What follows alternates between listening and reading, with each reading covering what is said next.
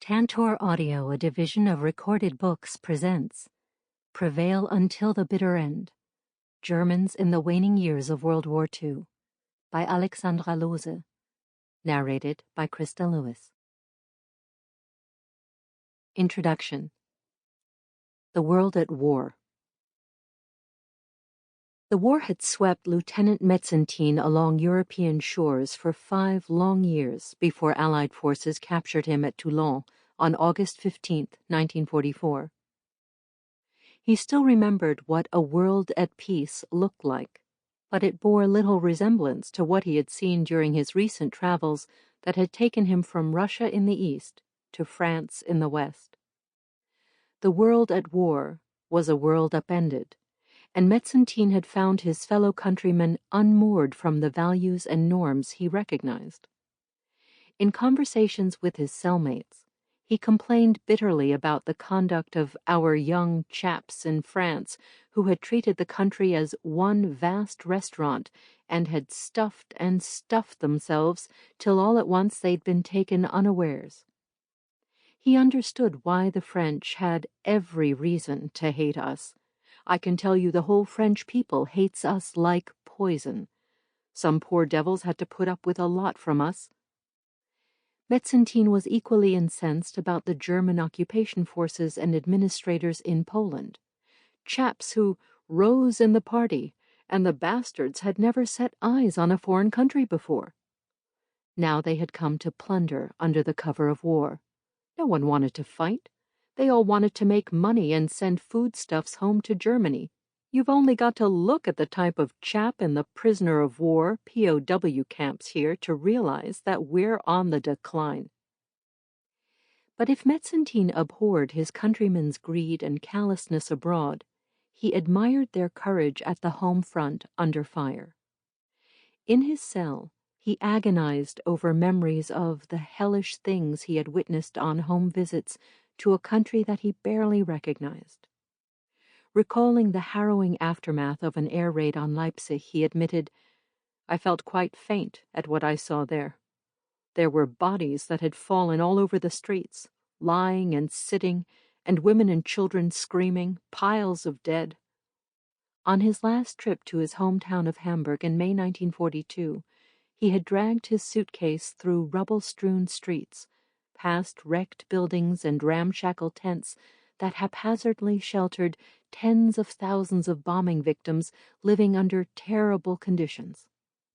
He had spent his final night home, crammed into an underground shelter with hundreds of people, while Allied bombers reeked from above. What a night! Women and children yelling and crying and praying to heaven.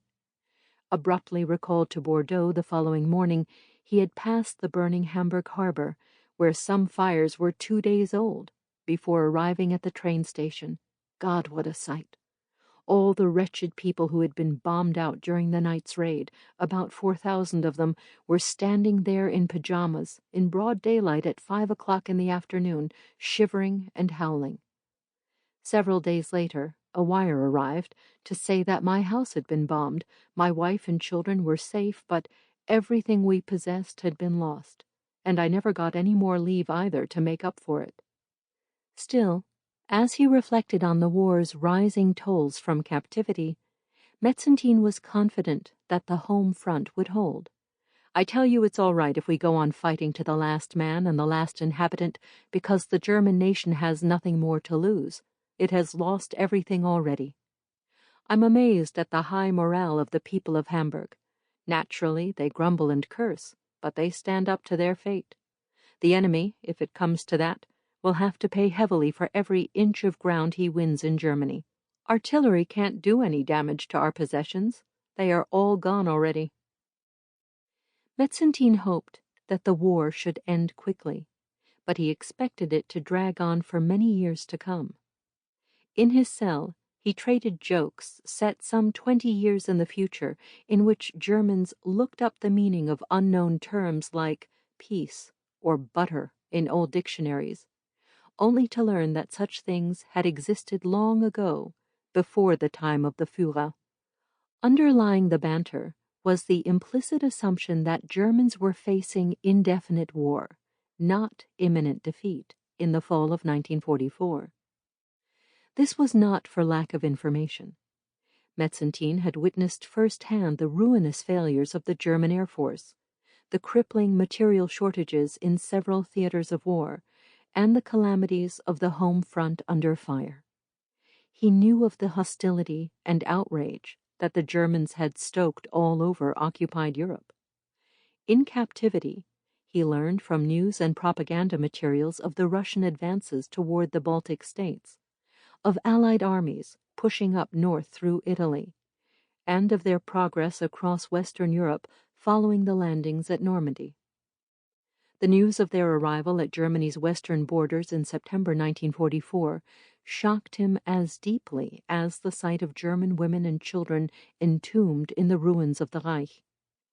If anybody had said to me at the beginning of the war that the Americans would ever be knocking on the gates of Aachen, I should have packed him straight off to a lunatic asylum. Metzentin also learned about the abdication of Germany's Romanian, Finnish, and Bulgarian allies in August and September 1944, a rapid succession of betrayals that outraged German combatants and civilians alike. And yet, although as he professed he did not see what we ought to do exactly, he maintained that we'll come out all right, we must do.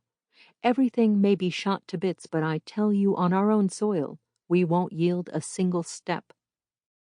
Palpably frustrated by his captor's failure to grasp that the political attitude of the German fueled his power of resistance, he railed that these stupid English have never yet succeeded in realizing what National Socialism is. They're scared stiff of our so-called Gestapo methods, but they remain in complete ignorance of our real way of going about things. As he instructed his cellmate, "You should have told the interrogating officer that it's not a question of National Socialism or the Führer, but the fact that Germany has become great again. You have to thrust that simple fact under their noses, because so far they haven't realized the truth of it. That's the thing that really matters. It doesn't matter if it's the Führer or a Müller or a Schubert, and we might have had communism or socialism, never mind. The fact is, no one else did it. And because one man did what no one else could, that's why we are grateful to the Führer, and that's what makes every German a Nazi, his love and pride for his country." Metzentin's enduring confidence in the resolve of the militarized national community and the legitimacy of its cause was not singular, nor was his intransigence exceptional. In the 5th year of the war, Allied observers routinely encountered among the growing numbers of captured German soldiers, sailors, and airmen proclamations of dogged faith in a coming and deserved German victory. It was a strikingly dissonant response to mounting evidence of Germany's untenable military situation, and was all the more confounding when voiced by men like Metzentin, who spoke about their world cogently, and who openly reviled the wanton corruption and destruction that had flourished under Nazism. How could such men nonetheless believe the Nazi regime capable of turning the tide and achieving victory against all odds? Why did they continue to mount a defense of an empire already lost? What accounted for their remarkable determination to go on fighting to the last man and the last inhabitant, and to follow Adolf Hitler's regime into a doom that was becoming apparent from nearly every other vantage point? This book charts the roughly 27 months that lay between the destruction of the German Sixth Army at Stalingrad in January 1943 and Germany's unconditional surrender in May 1945, revisiting these and other persistent questions about the nature and endurance of popular support for the Nazi regime. Mobilized for total war, German civilians and military personnel experienced an unparalleled convergence of military, economic, political, and social crises. The precipitous escalation of emergency conditions fostered widespread discontent and disillusionment with the Nazi regime, and forced some people to question the purpose and likely outcome of the conflagration. But few Germans were willing to relinquish their investment in National Socialism and the war altogether, and many continue to believe the Nazi regime capable of salvaging Germany's rapidly deteriorating situation. Even in retreat, Germany's militarized national community unleashed ferocious energies, staving off defeat for 2.5 years and continuing its systematic murder campaigns against European Jews, Slavs, and others. Rumors about mass atrocities circulated widely among German military and civilian populations just as they embarked on total mobilization, and gave rise to a grim corollary, the specter of Jewish vengeance that haunted the German popular imagination in the final war years and beyond. Prevail until the bitter end, Germans in the waning years of World War II, examines the conception of such notions under the crisis conditions of the final war years. It asks how members of the militarized national community interpreted their experiences at the intersection of extreme violence perpetrated by them and against them. How did they respond to the war's rising tolls and receding fortunes? What were their visions and expectations for the future? What impact did the war's descending trajectory have on people's relationship with the Nazi regime, and what did National Socialism in decline mean to those mobilized in its defense? This book probes popular responses to the violent dissolution of the Third Reich from an inclusive perspective that considers German military and civilian populations as integral members of Germany's wartime society, Kriegsgesellschaft. By 1943, both Nazi and Allied policies increasingly blurred dividing lines, treating all Germans as combatants and rendering the final war years the most lethal and grueling phase of their war.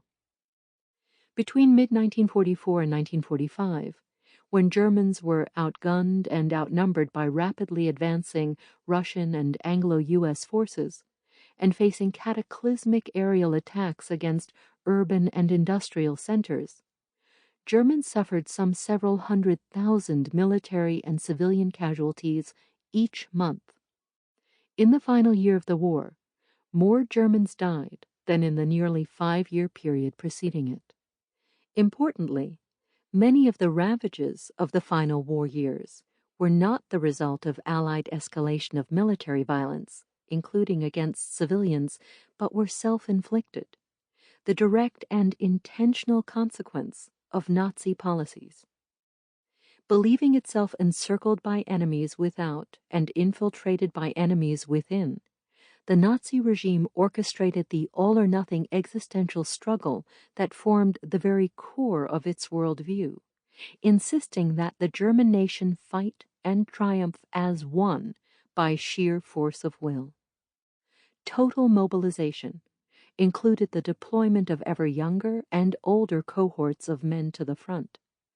Simultaneously, the militarization of civilian society proceeded with the drafting of women, children, and the elderly into labor and auxiliary services.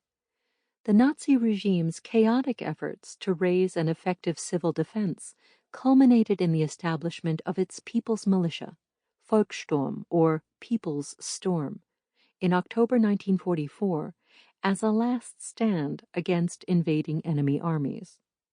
Moreover, in their attempt to fully mobilize all national resources, Nazi authorities issued spates of directives, laws, and regulations that aimed to control all aspects of life in wartime.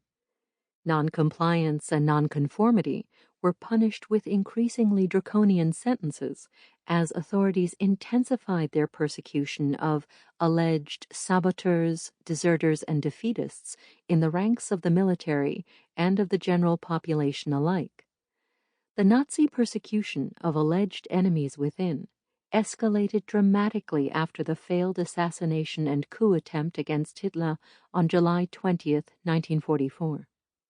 Moreover, in the final months of the war, German wartime society became subject to a grassroots campaign of German-on-German terror, as fanatical Nazis turned against waning soldiers and civilians for their refusal to go down fighting.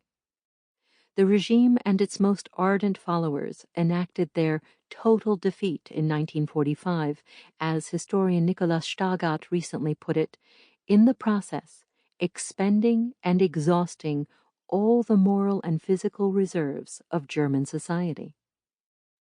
Under the combined impact of these conditions, Germans with and without uniforms came to live and fight total war. Their experiences were not identical, but they became increasingly comparable, if Metzentin's reflections on the embattled home front are at all indicative. Indeed, Prevail Until the Bitter End shows that in the final war years, many German civilian and military combatants purposely attempted to forge themselves into the militarized national community of Nazi lore. As the home front transformed into the final battlefield, German forces gave equal weight to the wartime contributions of civilians, while many civilians identified as active participants in an existential struggle of their nation, their actions and experiences spanning the entire spectrum between wartime complicity and victimhood. For many, it was an article of faith that Germany would outlast its enemies in the unfolding war of attrition if front and home front fought in concert. As one soldier serving in the East put the commonly expressed sentiment in a letter in September 1944, "There must not be a single German shirking at the home front or the front. That's the only way to win this war. So the motto for us? Persist until the bitter end." Paradoxically, German total mobilization occurred against the context of social, political, economic, and military dissolution. With Germany's military situation rapidly deteriorating and its war economy collapsing by late 1944, the Nazi regime increasingly lacked the means to enforce its policies at home and abroad.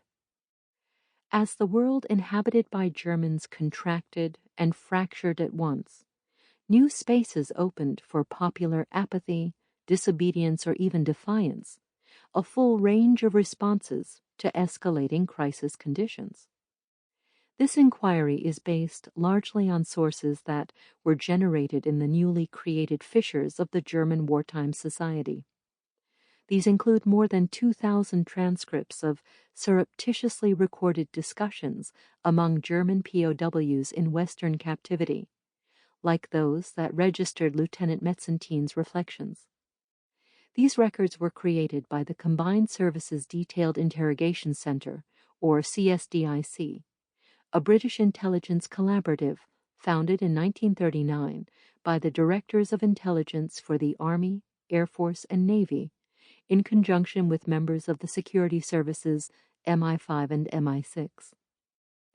Conceived initially for the systematic interrogation of German POWs, the CSDIC soon shifted its focus to the surreptitious recording and transcription of discussions among prisoners in the presumed privacy of their detention cells. The first CSDIC facility was located in the Tower of London and featured cells equipped with hidden listening devices connected to recording equipment. The CSDIC employed the same methods when it moved to Trent Park on the outskirts of London. In addition to the facilities of CSDIC, UK, consisting of surveillance camps at Trent Park, Latimer House, and Milton Park, the organization eventually operated mobile units under the auspices of CSDIC Middle East in North Africa and CSDIC West in France and later Germany. The British Prisoner of War Department pre-screened German and Italian prisoners in transition camps and transferred those believed to harbor valuable intelligence to a CSDIC facility or cage for interrogation and surveillance. High-ranking German prisoners were routinely taken to England for interrogation, and many of them spent the entire war there.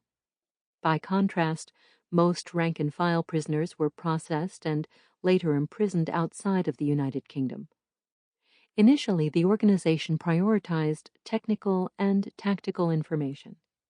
However, in the later war years, at the urging of the U.S. Office of Strategic Services, OSS, the precursor to the Central Intelligence Agency, CIA, it shifted its focus to a broader range of subjects.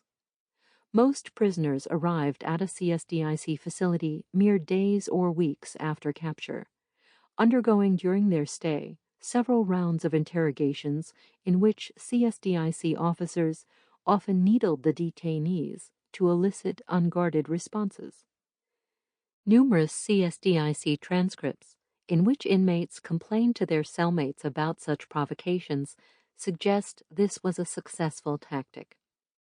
CSDIC officers also supplied inmates with propaganda and news materials and occasionally plied them with treats and even alcohol to stimulate discussions in the cells. German language specialists monitored inmate conversations and recorded and transcribed those they deemed relevant. Many of them were not native English speakers, and their transcriptions contain Briticisms, sometimes misused, that can sound awkward and anachronistic to modern ears. My translations of the German language originals would have undoubtedly smoothed some of the rough edges and seemingly strange word choices. However, I wanted to minimize introducing current-day styles to these unique historical records. Instead, I chose to work predominantly with slightly edited English-language translations, which communicate so much about the time and place in which these records were created. Most of the recorded conversations fell into broad topical categories, which included secret weapons, comparisons of Allied and enemy equipment, bombing of German and enemy-occupied territory, food generally and enemy rations, Allied rations, battle or service reminiscence, economic conditions on the German home front, politics, religion, frivolous or purely personal matters. Many CSDIC transcripts touch on several of these categories and often contain POW's broader reflections about the world at war. Moreover, in their discussions, many prisoners not only revealed glimpses of their own experiences and observations, but also spoke at length about the experiences and outlooks of their comrades in arms and of their families and friends back home. Prisoners were transferred to regular POW camps as soon as CSDIC officers deemed their secrets revealed. By war's end, more than 10,000 German prisoners had passed through CSDIC facilities, and the agency had issued some 17,000 transcripts of their conversations, distributing up to 90 copies of each report to more than 12 intelligence agencies, including the OSS after 1943. Transcripts ranged in length from half a page to several dozen pages. Most were recorded between 1943 and 1945, when Britain received the largest influx of prisoners, principally from the Western and Southern European theaters of war, although many, like Metzentine, had witnessed conditions in various theaters over the course of a long war. By comparison, the CSDIC issued only 5,000 interrogation reports during the same period. The last CSDIC facility operated in Bad Nendorf in post-war Germany between June 1945 and July 1947.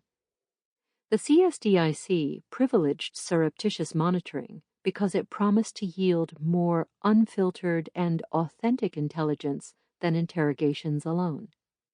The agency worked diligently to conceal the true nature of its operation from its subjects, and evidence suggests it did so successfully. There are numerous transcripts in which prisoners boasted about misleading interrogators only to inadvertently reveal the information while chatting with fellow prisoners. Metzentine, for instance, speculated in his cell that the main idea of these interrogations seems to be political, not military. They're trying to get all they can out of us, because in the military field they knew a lot. He then proceeded to coach his cellmate for his next interrogation, a discussion that likely would not have occurred if the men knew of their continuous surveillance. Discussions of atrocities and war crimes were rare, but did occur. CSDIC agents also recorded self-purported perpetrators or eyewitnesses discussing their efforts to conceal their involvement from their captors, another indicator that many prisoners were unaware of the true nature of the CSDIC operation. While it is likely that all major enemy powers engaged in surreptitious monitoring of their prisoners during World War II, the British operation was exceptionally sophisticated and extensive.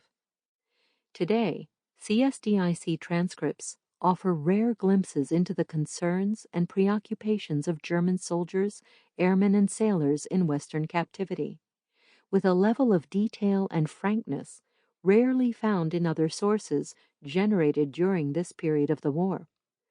Since the transcripts' declassification, scholars have analyzed them for insights into the behaviors and mentalities of German combatants, exploring, for instance, the spectrum between situational and ideological explanations for the ferocious violence they unleashed until final defeat. Among others, their studies have further dismantled the myth of a clean Wehrmacht, the exculpatory fiction that the regular German armed forces had waged conventional warfare, while the Schutzstaffel, SS, alone perpetrated genocidal violence and other war crimes. Prevail until the bitter end shows that such myths were not merely opportunistic post-war creations. Rather, Germans intentionally forged strands of this persistent narrative in the later war years. They found a receptive audience among the general population, preoccupied with its own suffering and unwilling to reckon with German-perpetrated atrocities in the violent end phase of the war and beyond. CSDIC transcripts circumscribe a relatively narrow sample of subjects, and this might be a good time to discuss what this book is not. It is not a comprehensive study of popular opinion in German wartime society, or of the German military, and not even of German POWs. It cannot be, although in privileging linguistic concision over conceptual precision, I speak of Germans, German combatants, and German society throughout. Importantly, though, none of the ideas and perceptions featured here are singular or exceptional within the larger source base. Rather, they are reflective of larger thought patterns that transcended divisions in German wartime society. The prisoners represented here had served in Southern and Western Europe at the time of their capture, although many, like Metzentine, had witnessed conditions in various theaters over the course of a long war. Still, relatively few POWs spoke of first-hand experiences on the Eastern Front, site of many of the most brutal battles and atrocities that define our understanding of World War II today. Instead, the experiences of those who stuffed themselves in France well into 1944 and of their vocal critics are bound to be overrepresented here. At the same time, I show that hearsay, rumors, and speculations about the East circulated widely, even among the civilians and combatants who had never been deployed there. The same is true for nearly all other theaters of war. Increasingly weary of official propaganda, German civilians considered their deployed soldiers, sailors, and airmen a most reliable source of information about the war, and clamored for their accounts and impressions in letters and in conversations during home leave, which some were granted as late as 1944. Letters and home visits maintained strong bonds between military and civilian populations throughout the war, and disruptions to mail delivery or canceled home leave caused popular resentment and anger whenever they recurred. Metzentine, for instance, still complained in captivity about his foreshortened final home visit. Sample complete. Ready to continue?